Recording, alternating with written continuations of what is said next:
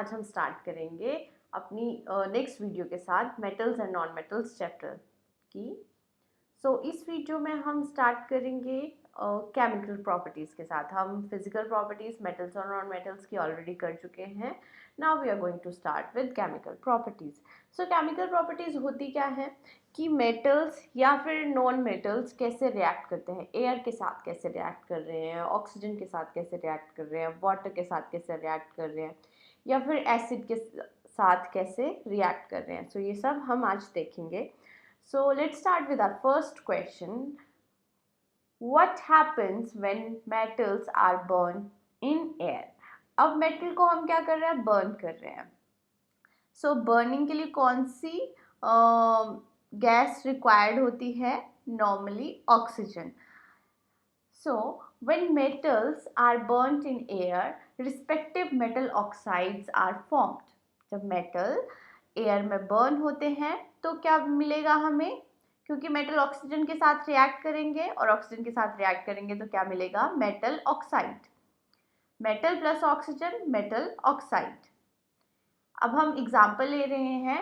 First, magnesium react with air to form oxide and nitride. अब क्योंकि air में oxide भी है, ऑक्सीजन भी है और नाइट्रोजन भी है, मैग्नीशियम ऑक्सीजन के साथ रिएक्ट करके ऑक्साइड बनाएगा, मींस मैग्नीशियम ऑक्साइड बनाएगा, और नाइट्रोजन के साथ रिएक्ट करके मैग्नीशियम नाइट्राइड बनाएगा। On reaction with water the oxide give hydroxide. अच्छा, उसके बाद क्या है, इन्होंने ये भी बता दिया हुआ है कि अगर आप ऑक्साइड की रिएक्शन कर रहे हो वाटर के साथ तो आपको हाइड्रोक्साइड्स मिलते हैं। अब हम एग्जाम्पल देखेंगे, मींस रिएक्शंस देखेंगे। मैग्नीशियम रिएक्ट कर रहा है ऑक्सीजन के साथ। अब आपको पता है, देखो मैंने आपको पहले भी बताया, you don't have to cram this reaction.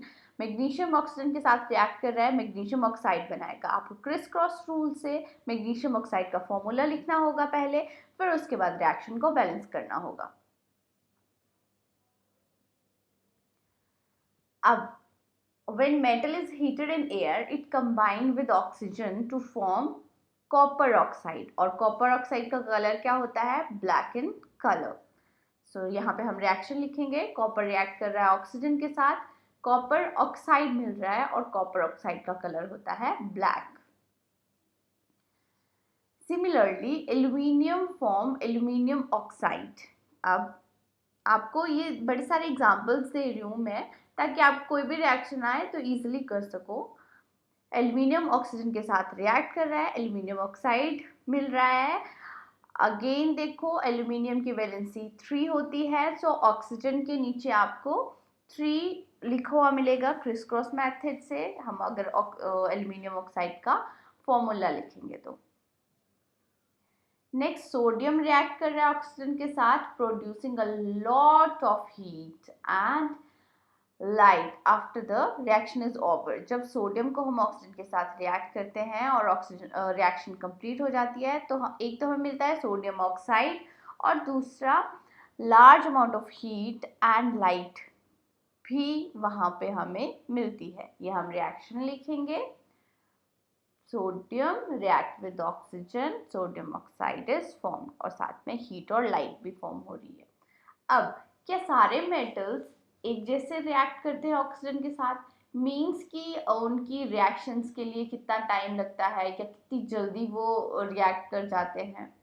ये देखते हैं हम मेटल्स की, क्योंकि हमने रिएक्टिविटी सीरीज देखी है, मैंने आपको एक चैप्टर में पढ़ाई हुई है। रिएक्टिविटी सीरीज में जो मेटल ज़्यादा रिएक्टिव होंगे वो जल्दी रिएक्ट करेंगे, और जो कम रिएक्टिव होंगे वो थोड़ा धीरे रिएक्ट करेंगे। और लीस्ट रिएक्टिव जो मेटल्स होते हैं वो ऑक्सीजन के साथ रिएक्ट ही नहीं करते हैं। चलो एग्जांपल्स के साथ देखते हैं। अब सोडियम एंड पोटाशियम, सोडियम और पोटाशियम जो है वो रिएक्टिविटी सीरीज में सबसे पहले आते हैं, मींस वो सबसे ज़्यादा रिएक्टिव हैं। देन हम इससे क्या बोलेंगे कि sodium and potassium react so vigorously that they can catch fire if kept in a open space. जब हम सोडियम और पोटाशियम को अगर ओपन स्पेस में रखें तो वो फायर कैच कर सकते हैं, इसीलिए सोडियम और पोटेशियम को केरोसिन ऑयल में इमर्ज करके रखा जाता है। Magnesium should be clean before burning to remove the layer of magnesium oxide and magnesium carbonate. अब जब भी हम मैग्नीशियम को अगर हमने बर्न करना होता है तो सबसे पहले हम क्या करते हैं कि we have to remove that layer from the upper surface of the magnesium क्योंकि रिएक्टिव मेटल है, तो जब भी ये ओपन स्पेस में रहता है तो इसमें एक मैग्नीशियम ऑक्साइड की और कार्बोनेट की लेयर आ जाती है। सो अगर हमें मैग्नीशियम को रिएक्ट करना है ऑक्सीजन के साथ तो सबसे पहले हमें वो ऑक्साइड और कार्बोनेट की लेयर को रिमूव करना होगा। Next gold and silver. Gold and silver least reactive metal हैं, सो ये ऑक्सीजन के साथ रिएक्ट ही नहीं करते हैं, ठीक है। Iron do not burn on heating. अच्छा, जब हम आयरन को हीट करते हैं तो वो बर्न नहीं करता, बट आयरन फीलिंग्स मीन्स कि आयरन को बिल्कुल छोटे छोटे पार्टिकल्स में कन्वर्ट करना। सो आयरन फीलिंग्स को जब हम बर्नर के पास रखते हैं तो वो विग्रसली बर्न कर जाती है, ठीक है। आयरन फीलिंग को जब हम बर्नर में स्प्रिंकल करें तो वो विग्रसली बर्न कर जाएंगी। Our next question is what are amphoteric oxides? अब एम्फोटेरिक ऑक्साइड्स क्या होते हैं? जर्नली आपको ये पता होना चाहिए कि जो मेटल के ऑक्साइड हैं ये होते हैं बेसिक ऑक्साइड, ठीक है। मेटल के ऑक्साइड्स क्या होते हैं? Basic oxide generally. And non metal के जो ऑक्साइड्स होते हैं दे आर एसिडिक ऑक्साइड्स, ठीक है। ये एसिडिक ऑक्साइड होते हैं। अब एक एम्फोटेरिक ऑक्साइड्स क्या होते हैं? एम्फोटेरिक ऑक्साइड्स ऐसे ऑक्साइड्स होंगे जिसके पास एसिडिक प्रॉपर्टी भी होंगी और बेसिक प्रॉपर्टी भी होंगी। चलो देखते हैं। Metal oxides are basic in nature. Some metal oxide such as aluminum oxide and zinc oxide show both acidic as well as basic behavior. Such metal oxide which react with both acid and bases to produce salt and water, they are known as amphoteric oxide. तो क्या है amphoteric oxides? जिसके पास acidic properties भी होती हैं और basic properties भी होती हैं। मींस ऐसे मेटल ऑक्साइड्स जो एसिड के साथ रिएक्ट भी कर सकते हैं और बेस के साथ भी रिएक्ट कर सकते हैं, सो उनको हम क्या बोलते हैं? Amphoteric oxides. अब आप रिएक्शन देखो। जब एल्यूमिनियम ऑक्साइड, यहाँ पे हम एल्यूमिनियम ऑक्साइड को किसके साथ रिएक्ट कर रहे हैं? HCl के साथ। मींस एल्यूमिनियम ऑक्साइड किसकी तरह बिहेव कर रहा है? बेसिक ऑक्साइड की तरह, ठीक है। सो बेस यहाँ पे एसिड के साथ रिएक्ट कर रहा है, तो आपको पता है एसिड और बेस रिएक्ट करते हैं तो क्या मिलता है? हमें सॉल्ट मिलता है और साथ में वाटर मिलता है, ठीक है। अगर हम एल्यूमिनियम ऑक्साइड को सोडियम हाइड्रोक्साइड के साथ रिएक्ट करते हैं तब भी हमें सॉल्ट मिल रहा है और वाटर मिल रहा है। सोडियम हाइड्रोक्साइड क्या है? एक बेस है, और एल्यूमिनियम हाइड्रोक्साइड यहाँ पे किसकी तरह एक्ट कर रहा है? एसिड की तरह एक्ट कर रहा है। दैट मीन्स एल्यूमिनियम ऑक्साइड के पास क्या प्रॉपर्टी है कि वो बेस के साथ, बेस की तरह भी एक्ट कर सकता है और एसिड की तरह भी एक्ट कर सकता है, और प्रोडक्ट में हमें क्या मिल रहा है? सॉल्ट मिल रहा है और वाटर मिल रहा है। सो ऐसे कौन से ऑक्साइड हैं? एल्यूमिनियम ऑक्साइड है और जिंक ऑक्साइड है। ये आपको याद रखना होगा और इसकी रिएक्शंस भी आपको याद रखनी होगी, क्योंकि केमिस्ट्री में जब आप रिएक्शंस के साथ आंसर देते हो तो आपको आपके मार्क्स कटते नहीं हैं कहीं पे भी। अगर आप नॉर्मली थ्योरी लिख रहे हो तो आपको फुल मार्क्स नहीं मिलेंगे। You have to write reactions and examples. What happened when metal oxide react with water? अब हम क्या कर रहे हैं? क्या क्वेश्चन पूछा जा रहा है कि मेटल ऑक्साइड रिएक्ट कर रहा है किसके साथ? वाटर के साथ, तो क्या होगा? जनरली मेटल ऑक्साइड जब वाटर के साथ रिएक्ट करते हैं तो हमें क्या मिलते हैं? मेटल के हाइड्रोक्साइड्स, ठीक है। क्या मिलते हैं? मेटल के hydroxides. Mostly metal oxide are insoluble in water. ठीक है, कुछ मेटल ऑक्साइड जो होते हैं या फिर most of the metal oxide जो होते हैं वो इनसॉल्युबल होते हैं वाटर में, बट कुछ ऐसे भी मेटल ऑक्साइड होते हैं जो सॉल्युबल होते हैं वाटर में, और उन मेटल ऑक्साइड को हम क्या बोलते हैं, एल्कीज। ठीक है, मैंने आपको बताया कि मेटल ऑक्साइड जनरली बेसेस होते हैं, और ऐसे बेस जो वाटर में सॉल्युबल होते हैं उनको हम क्या बोलेंगे, एल्कलीज बोलेंगे। सो सोडियम ऑक्साइड और पोटाशियम ऑक्साइड इसके एग्जाम्पल हैं जो वाटर में डिसॉल्व हो जाते हैं। ठीक है, सो हम रिएक्शंस लिखेंगे। सबसे पहले सोडियम ऑक्साइड रिएक्ट कर रहा है वाटर के साथ, तो हमें सोडियम हाइड्रोक्साइड मिल जाएगा। लाइकवाइज अगर पोटाशियम ऑक्साइड को भी रिएक्ट करेंगे वाटर के साथ तो हमें पोटाशियम हाइड्रोक्साइड मिल जाएगा। ठीक है, सो ये क्या है, दीज आर एल्कलीज जो डिसॉल्व होते हैं वाटर में। What happened when metal react with water? अब हमने पहले क्या किया, मेटल ऑक्साइड को रिएक्ट कराया वाटर के साथ, तो हमें मेटल हाइड्रोक्साइड मिल रहा है। ठीक है, अब हम मेटल को रिएक्ट कराएंगे वाटर के साथ। जब मेटल को वाटर के साथ हम रिएक्ट कराते हैं, ठीक है, तो यहाँ पे दो टाइप की रिएक्शंस हो सकती हैं। एक हमें मेटल ऑक्साइड मिल सकता है, या फिर हमें मेटल हाइड्रोक्साइड भी मिल सकता है। ठीक है, सो चलो देखते हैं। Metal react with water to produce metal oxide and hydrogen gas. जब मेटल रिएक्ट करते हैं वाटर के साथ तो हमें क्या मिलता है, मेटल ऑक्साइड्स मिलते हैं और हाइड्रोजन गैस मिलते हैं। जैसे हमने प्रीवियस क्वेश्चन में देखा कि कुछ मेटल ऑक्साइड्स होते हैं जो वाटर में सॉल्युबल होते हैं और फर्दर रिएक्शन करेंगे और मेटल हाइड्रोक्साइड बना देंगे। ठीक है, जनरली सारे मेटल वाटर के साथ रिएक्ट नहीं करते हैं, कुछ ही ऐसे मेटल्स होते हैं जो वाटर के साथ रिएक्ट करते हैं। अब हम रिएक्शंस देखेंगे। मेटल रिएक्ट विद वाटर क्या बन सकता है, या तो मेटल ऑक्साइड और हाइड्रोजन गैस रिलीज हो सकती है, और उसके बाद जो मेटल ऑक्साइड वाटर में डिसॉल्व कर जाते हैं वो मेटल हाइड्रोक्साइड बना देते हैं। देखो, पोटाशियम और sodium react विग्रेसली with cold water. Potassium and sodium जो कि बहुत ही रिएक्टिव मेटल है, तो वो कोल्ड वाटर के साथ रिएक्ट कर जाएंगे, और कोल्ड वाटर के साथ रिएक्ट करने पे ये रिएक्शन बहुत ही एक्सोथर्मिक होती है। मींस कि बहुत ज़्यादा हीट रिलीज होती है, और जिसकी वजह से जो हाइड्रोजन मिलता है हमें वो फायर को कैच कर लेता है। ठीक है, सो आपको ये बात याद रखनी है कि यहाँ पे जो हाइड्रोजन रिलीज होगा इस रिएक्शन में, देखो रिएक्शन देखो, पोटाशियम रिएक्ट कर रहा है वाटर के साथ, तो हमें क्या मिल रहा है, पोटाशियम हाइड्रोक्साइड मिल रहा है, और साथ में हाइड्रोजन गैस रिलीज हो रही है और हीट एनर्जी, एक्सोथर्मिक रिएक्शन है। अब ये जो हीट है इसकी वजह से यहाँ पे इतनी ज़्यादा हीट रिलीज होती है जिसकी वजह से हाइड्रोजन यहाँ पे फायर कैच कर सकती है।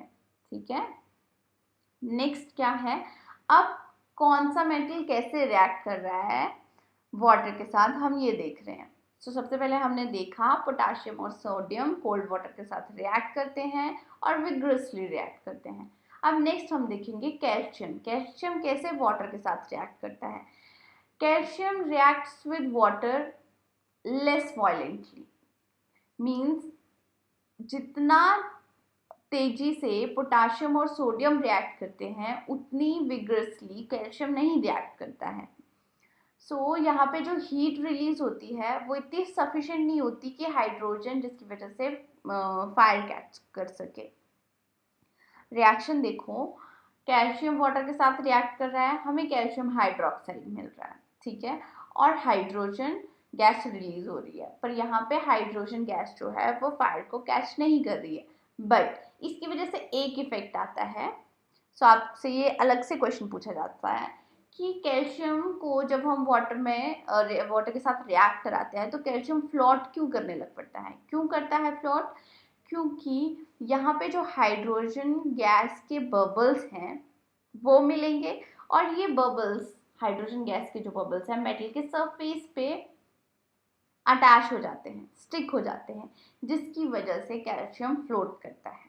ठीक है, सो दिस इज इम्पॉर्टेंट, आपको ये याद रखना होगा कि कैल्शियम फ्लोट करने क्यों शुरू करता है। हाइड्रोजन गैस के जो बबल्स निकलते हैं वो कैल्शियम के सरफेस पे स्टिक हो जाते हैं, और जिसकी वजह से कैल्शियम फ्लोट करने लगता है। नेक्स्ट आ गया अब magnesium do not react with cold water. ठीक है, सो हमने देखा पोटाशियम रिएक्ट करता है कोल्ड वाटर के साथ, सोडियम रिएक्ट करता है कोल्ड वाटर के साथ, और कैल्शियम भी कोल्ड वाटर के साथ रिएक्ट करता है। बट मैग्नीशियम कोल्ड वाटर के साथ रिएक्ट नहीं करता। मैग्नीशियम रिएक्ट करता है हॉट वाटर के साथ, और फॉर्म होता है magnesium hydroxide and hydrogen gas. And magnesium भी फ्लोट करता है due to the formation of due to there is a formation of hydrogen gas bubbles, and that bubbles can stick on the surface of magnesium, due to which magnesium starts floating। ठीक है, जो bubbles form होते हैं hydrogen gas के, वो magnesium के surface के साथ स्टिक हो जाएंगे और वो फ्लोट करेगा। नेक्स्ट एल्यूमिनियम, आयरन और जिंक। अब आपको ये याद रखना है, aluminium, iron or zinc do not react either with cold water or hot water। ये ना तो कोल्ड वाटर के साथ रिएक्ट करते हैं, ना ही हॉट वाटर के साथ रिएक्ट करते हैं, ये रिएक्ट करते हैं स्टीम फॉर्म के साथ। ठीक है, और इसमें आपको क्या याद रखना है कि यहाँ पे मेटल हाइड्रोक्साइड नहीं फॉर्म हो रहा है, यहाँ पे फॉर्म हो रहा है मेटल ऑक्साइड्स। ठीक है, सो जो स्टीम के साथ रिएक्ट कर रहे हैं एल्यूमिनियम, आयरन और जिंक, वो बनाते हैं मेटल ऑक्साइड। अब एग्जांपल देखो, एल्यूमिनियम वाटर के साथ रिएक्ट कर रहा है, अब यहाँ पे क्या बनेगा, एल्यूमिनियम ऑक्साइड बनेगा और हाइड्रोजन गैस रिलीज होगी। ठीक है, so sodium, potassium, magnesium, calcium, ये बनाते हैं hydroxides, but aluminium, iron and zinc ये क्या बनाते हैं, ऑक्साइड्स। अब जो मेटल जिनकी रिएक्टिविटी बहुत कम होती है, जैसे लेड है, कॉपर है, silver, gold, they do not react with water at all, ये वाटर के साथ रिएक्ट ही नहीं करेंगे। नेक्स्ट आता है what happen when metals react with acid. अब मेटल किसके साथ रिएक्ट कर रहे हैं, एसिड्स के साथ रिएक्ट कर रहे हैं। सो क्या होगा, ये हम बहुत बार रिएक्शन कर चुके हैं कि मेटल जब भी एसिड के साथ रिएक्ट करते हैं तो सॉल्ट फॉर्म होता है और हाइड्रोजन गैस रिलीज होती है। Metal react with acids to give salt and hydrogen gas. Example, metal dilute acid के साथ रिएक्ट कर रहे हैं, सॉल्ट फॉर्म होगा और हाइड्रोजन गैस रिलीज होगी। ये कुछ एग्जाम्पल्स हैं, देखो सोडियम है और HCl है, सो सॉल्ट किसके बीच में फॉर्म होगा, Na, और क्लोरीन जो है वो सोडियम फॉर्म सॉल्ट फॉर्म करेंगे, जैसे सोडियम क्लोराइड फॉर्म हो जाएगा, फेरस क्लोराइड फॉर्म हो जाएगा, magnesium sulphate as a salt form होगा, aluminium sulphate as a salt form होगा, और साथ में रिलीज होगी हाइड्रोजन गैस।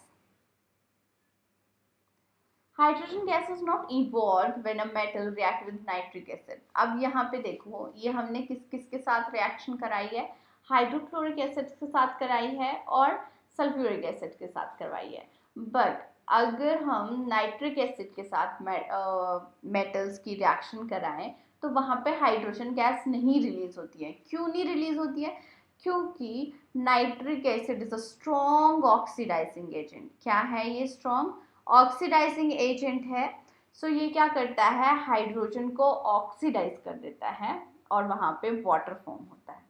ठीक है, और साथ में itself get reduced to any of the nitrogen oxide, और या तो फिर हमें N2O मिल जाएगा, NO मिल जाएगा, या फिर NO2 मिल जाएगा। ठीक है, सो यहाँ पे क्या है कि नाइट्रिक एसिड, क्योंकि वो स्ट्रॉन्ग ऑक्सीडाइजिंग एजेंट है, सो वो जो हाइड्रोजन गैस रिलीज हो रही थी एसिड की टर्म्स में, अब हाइड्रोजन गैस नहीं रिलीज होगी, यहाँ पे वाटर फॉर्म होगा। क्यों फॉर्म होगा, क्योंकि हाइड्रोजन को ऑक्सीडाइज कर दिया जाएगा। Nitric acid is a strong oxidising agent है। बट अगर हम मैग्नीशियम को या फिर मैग्नीज को रिएक्ट करते हैं वेरी डाइल्यूट, अब यहाँ पे आप ये देखोगे ये क्या है, वेरी वेरी डाइल्यूट HNO3 है, सो इसमें हाइड्रोजन गैस रिलीज हो जाती है। Next, how do metal react with solutions of other metal. ठीक है, अब मेटल्स रिएक्ट करेंगे अदर मेटल्स के सॉल्यूशंस के साथ। ठीक है, सो तो क्या होगा, मेटल ए है कोई, वो रिएक्ट कर रहा है सॉल्ट सॉल्यूशन ऑफ बी। सो क्या मिल रहा है यहाँ पे, सॉल्ट सॉल्यूशन ऑफ ए। अब मेटल ए जो है वो सॉल्ट सॉल्यूशन फॉर्म कर लेगा और बी को बाहर निकाल देगा। ये रिएक्शन हमने करी है, ये कौन सी रिएक्शन है, डिस्प्लेसमेंट रिएक्शन। ठीक है, इसमें क्या कंडीशन होती है, A should be more reactive than B. जो सॉल्ट सॉल्यूशन है, मतलब बी जो मेटल होगा उससे ज़्यादा रिएक्टिव होना चाहिए ए। सो इसके लिए हमने एक रिएक्टिविटी सीरीज मेटल की याद करी थी, वो हम फिर से देखेंगे। चलो सबसे पहले एग्जांपल देखते हैं। Reactive metal can displace less reactive metal from there compounds. ठीक है, तो ये आपको याद रखना होगा, only reactive metal can displace less reactive metal from there compound in the molten state और सॉल्यूशन फॉर्म। तो ये कुछ एग्जांपल हैं। कॉपर है, अब कॉपर सिल्वर नाइट्रेट के साथ रिएक्ट कर रहा है, तो क्योंकि copper is more reactive than silver, so वो सिल्वर को धक्का मार देगा, बाहर निकाल देगा और खुद सॉल्ट फॉर्म कर लेगा। वैसे ही आयरन है, iron is more reactive than copper, so iron copper को धक्का मार देगा, खुद सॉल्ट फॉर्म कर लेगा और आयरन बेचारे को कॉपर बेचारे को अकेला रहना पड़ेगा। वैसे ही ये कुछ एग्जांपल्स हैं, आपको ये रिएक्टिविटी सीरीज इसमें लर्न करनी होगी। अब आप देख सकते हो कि देखो सबसे पहले कॉपर आया, तो यहाँ पे देखो कॉपर कहाँ पे है, कॉपर है यहाँ पे और सिल्वर है यहाँ पे। सो जो ऊपर वाले मेटल्स हैं वो मोर रिएक्टिव है, नीचे जब हम जा रहे हैं तो उनकी रिएक्टिविटी डिक्रीज हो रही है। So copper is more reactive than silver, so वो कॉपर को सिल्वर वाले कंपाउंड से धक्का मार के बाहर निकाल देगा। अब इसको याद करने के लिए आप इसको ऐसे याद कर सकते हो, केदारनाथ का माली आलू जरा फीके सने पकाता है क्योंकि हर तरफ अलग आलू पड़ता है। ठीक है, सो इसका जो फर्स्ट लेटर है इससे आप देख सकते हो, मतलब लर्न करने में आपको इजी होगा, दैट्स इट। ठीक है, बाकी आप कैसे भी, it's all depend upon you, आप कैसे भी इसको लर्न कर सकते हो, but this is important series. आपको कोई ना कोई रिएक्शंस आपको पेपर में मिल ही जाएगी, एग्जाम में मिल ही जाएगी, जो इस सीरीज के ऊपर बेस होगी। नाउ अब हम देखेंगे given example of metal which is liquid at room temperature. अब ये फिजिकल प्रॉपर्टीज वाले क्वेश्चंस आ गए। ठीक है, सो कौन सा ऐसा मेटल है जो लिक्विड होता है रूम टेम्परेचर पे, दैट इज मर्करी। और नॉन मेटल कौन सा है जो लिक्विड होता है रूम टेम्परेचर पे, ब्रोमीन। अब ऐसा कौन सा मेटल है जो इजीली कट हो जाता है नाइफ के साथ, सोडियम और पोटेशियम ऐसे मेटल हैं जो बहुत इजीली कट हो जाते हैं। बेस्ट कंडक्टर कौन सा है, हीट का, silver is the best conductor of heat. Poor conductor कौन सा है हीट का, lead, lead is a poor conductor of heat. So ये आगे मर्करी, सिल्वर, सोडियम, ठीक है, silver and lead. Next question है, why sodium kept immersed in kerosene oil. So ये हमने प्रीवियस क्वेश्चन में ही देखा है, मैंने आपको करवाया है किसी एक क्वेश्चन में कि सोडियम इज वेरी रिएक्टिव, और सोडियम रिएक्ट कर जाता है जो भी इन्वायरमेंट में गैसेस होती हैं, जैसे ऑक्सीजन, जैसे मॉइस्चर, कार्बन डाइऑक्साइड, सो इनके साथ वो रिएक्ट कर जाएगा। सो इसीलिए इससे बचाने के लिए हम उसको केरोसिन ऑयल में इमर्ज करके रखते हैं। Sodium is highly reactive, so it is kept immersed in kerosene oil to prevent its reaction with oxygen, moisture and carbon dioxide of air. To prevent accidental fires, ठीक है। अगर sodium को calcium oil में नहीं रखें तो वो oxygen moisture या फिर कार्बन डाइऑक्साइड के साथ रिएक्ट कर जाएगा और एक्सीडेंटल फायर्स हो जाती हैं वहाँ पे, ठीक है। तो इसी से बचाने के लिए सोडियम को किस में रखा जाता है, केरोसिन ऑयल में। Next, write equation for the reaction of, okay. So आपको क्या लिखनी है, इनकी केमिकल इक्वेशंस लिखनी है। आयरन स्टीम के साथ रिएक्ट कर रहा है, सो हमने ये देखा था आयरन अगर स्टीम के साथ रिएक्ट करेगा तो क्या बनाएगा, आयरन हाइड्रोक्साइड बनाएगा या फिर ऑक्साइड बनाएगा, ऑक्साइड बनाएगा। सो हम देखें, आयरन वाटर के साथ रिएक्ट कर रहा है और जो स्टीम फॉर्म में है तो क्या मिलेगा यहाँ पे, हमें आयरन ऑक्साइड्स मिलेंगे, ठीक है। और हाइड्रोजन गैस तो रिलीज होती ही होती है। कैल्शियम और पोटेशियम बहुत रिएक्टिव है, वो क्या बनाते हैं, कैल्शियम हाइड्रोक्साइड्स बनाते हैं। अब क्योंकि कैल्शियम जो है, अब कैल्शियम कौन से वाटर के साथ रिएक्ट करता है, और ये भी कोल्ड वाटर के साथ रिएक्ट करता है और पोटेशियम भी कोल्ड वाटर के साथ रिएक्ट करता है। बट क्योंकि कैल्शियम की रिएक्टिविटी थोड़ी कम होती है तो ये लेस विग्रसली रिएक्ट करता है। बट पोटेशियम क्योंकि हाईली रिएक्टिव है तो ये वायलेंटली मींस रिएक्ट करेगा और साथ में रिलीज करेगा हीट। अब हमें टेबल दिया हुआ है, ठीक है। इसमें मेटल है हमारे पास A B C D metals हैं। सो हमें बताना है इसमें से कि कौन सा ज़्यादा रिएक्टिव है, कौन कम रिएक्टिव है। सो ये भी कौन किसके ऊपर डिपेंड करते हैं, रिएक्टिव सीरीज के ऊपर डिपेंड करते हैं, ठीक है। सो देखो, एक अगर रिएक्टिव सीरीज पे आपको लॉन्ग आंसर टाइप क्वेश्चन आ जाता है सीधा, और इसमें कोई नंबर कटने वाला, अगर आप सही से आंसर लिखते हो तो आपके कहीं पे भी नंबर नहीं कटेंगे इसमें। अब देखो टेबल को ध्यान से देखो कि कोई ए मेटल है, वो आयरन सल्फेट के साथ रिएक्शन नहीं कर रहा, बट कॉपर सल्फेट के साथ रिएक्शन कर रहा है, ठीक है। सो रिएक्टिविटी सीरीज में क्या होता है, पहले आयरन आता है ऊपर, फिर कॉपर आता है, ठीक है। और ये मैं पूरी नहीं लिखवा रही हूँ, मैं आपको वैसे आइडिया दे रही हूँ कि आयरन आता है, फिर कॉपर आता है, और जिंक जो होता है वो आयरन से ऊपर होता है, ठीक है। और सिल्वर यहाँ पे सबसे नीचे होगा, ऐसा ही होगा। सो मेटल ए जो है, ये अब मेटल ए आयरन के साथ रिएक्शन नहीं कर रहा बट कॉपर के साथ रिएक्शन कर रहा है। दैट मीन्स कि ये कॉपर से ऊपर है बट आयरन से नीचे है, ठीक है। ये मेटल जो है इन दोनों के बीच में कहीं प्रेजेंट है। अब बी देखो, बी आयरन को डिस्प्लेस कर दे रहा है, आयरन को डिस्प्लेस कर दे रहा है, मतलब बी जो है वो आयरन के ऊपर प्रेजेंट होगा तभी वो डिस्प्लेस करेगा। सी देखो, सी से सिल्वर को डिस्प्लेस कर रहा है, मतलब ये इसके ऊपर होगा, ठीक है, सी। तो सबसे ऊपर कौन सा आया हमारे पास, बी। उसके बाद कौन सा आया, ए। और उसके बाद कौन सा होगा, जो सिल्वर को डिस्प्लेस कर रहा है, मींस सी।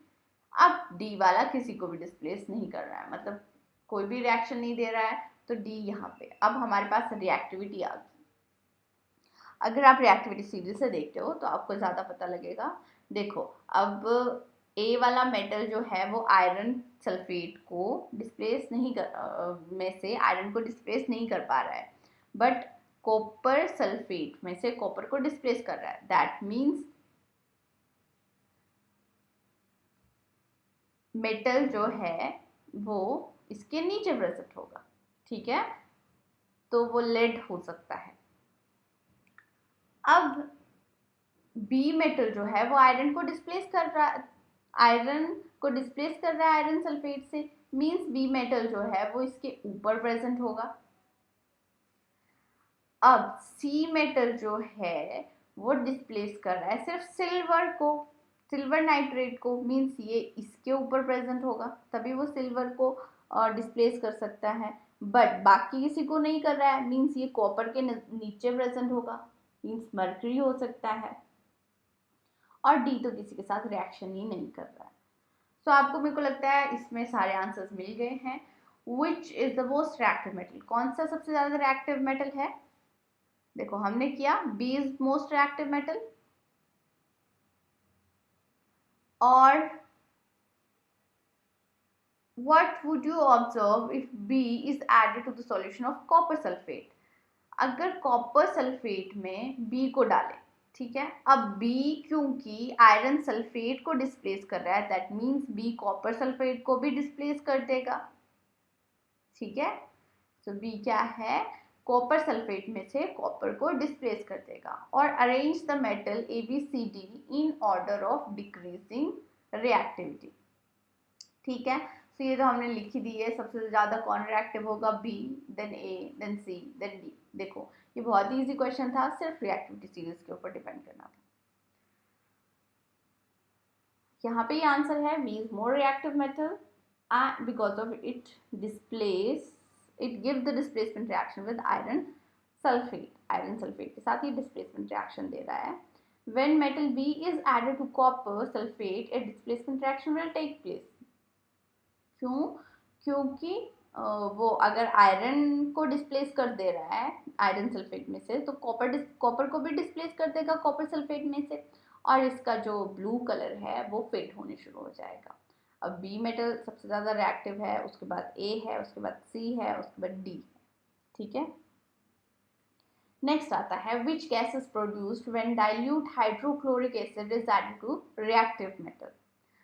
ओके, सो कौन सी गैस मेटल को जब भी हम एसिड के साथ रिएक्ट करते हैं तो कौन सी गैस रिलीज होती है, हाइड्रोजन गैस, ठीक है। अब हमें इसकी आयरन की केमिकल इक्वेशन लिखनी है सल्फ्यूरिक एसिड के साथ, सिंपल आयरन सल्फेट मिल जाएगा हमें, हाइड्रोजन गैस रिलीज होती है। अब रिएक्शन देखो, आयरन सल्फ्यूरिक एसिड के साथ रिएक्ट कर रहा है, आयरन सल्फेट मिल रहा है और हाइड्रोजन गैस रिलीज हो रही है। Next question is what would you observe when zinc is added to the solution of iron sulphate. अब जिंक किसके सॉल्यूशन में डाला है हमने, आयरन सल्फेट के। Zinc is more reactive than iron, so zinc will displace iron from the iron sulphate और zinc sulphate form हो जाएगा, और उसकी आपको केमिकल रिएक्शन लिखनी है, ठीक है। अब इसके साथ आप ऑब्जर्वेशन क्या देख सकते हो, क्योंकि आयरन सल्फेट का कलर क्या होता है, ग्रीनिश कलर होता है। अब आयरन सल्फेट तो बचेगा ही नहीं रिएक्शन में, नहीं बचेगा ना, ठीक है। तो सबसे पहले जब जिंक को हम आयरन सल्फेट के साथ रिएक्ट कराते हैं तो क्या बन जाएगा, जिंक सल्फेट बनेगा, ठीक है, और साथ में आयरन बाहर निकल जाएगा। अब क्योंकि जिंक सल्फेट बन गया तो ग्रीनिश कलर तो फेड हो जाएगा यहाँ पे, और कलरलेस जिंक सल्फेट फॉर्म होगा। So this is all about this video, I hope आपको समझ में आ गया हो। देखो केमिकल रिएक्शंस को आपको रटने की कोई ज़रूरत नहीं है, आपको जस्ट पता होना चाहिए, आइडिया होना चाहिए कि मेटल ऑक्सीजन के साथ रिएक्ट कर रहा है तो मेटल ऑक्साइड्स बन रहे हैं, मेटल वाटर के साथ रिएक्ट कर रहा है तब मेटल हाइड्रोक्साइड्स भी बन सकते हैं और मेटल ऑक्साइड्स भी बन सकते हैं, ठीक है। ऑक्साइड्स किसके केस में बनते हैं, जैसे स्टीम के साथ जो रिएक्शन करते हैं, जो मेटल्स रिएक्ट होते हैं, कोल्ड वाटर के साथ रिएक्ट नहीं करते और हॉट वाटर के साथ रिएक्ट नहीं करते, जैसे आयरन है, आयरन ऑक्साइड बनाएगा, ठीक है। अब उसके बाद आपको देखना होगा कि मेटल एसिड के साथ रिएक्ट करते हैं, तो आपको बताइए मेटल अगर एसिड के साथ रिएक्ट करेंगे तो सॉल्ट फॉर्म होगा और हाइड्रोजन गैस रिलीज होगी। फिर उसके बाद डिस्प्लेसमेंट रिएक्शंस आ गई, जो मोस्ट रिएक्टिव मेटल हैं या ज़्यादा रिएक्टिव मेटल हैं वो मेटल के सॉल्ट सॉल्यूशन से मेटल को धक्का मार के बाहर निकाल देगा, ठीक है। तो ये अगर आपको चीज़ें पता है, आपको अगर फॉर्मूले लिखने आते हैं क्रिस क्रॉस मेथड से, आपको अगर रिएक्शन बैलेंस करने आती हैं तो आपके क्वेश्चन बहुत ईजिली सॉल्व हो जाएंगे, ठीक है। Thank you guys, this is all about this video.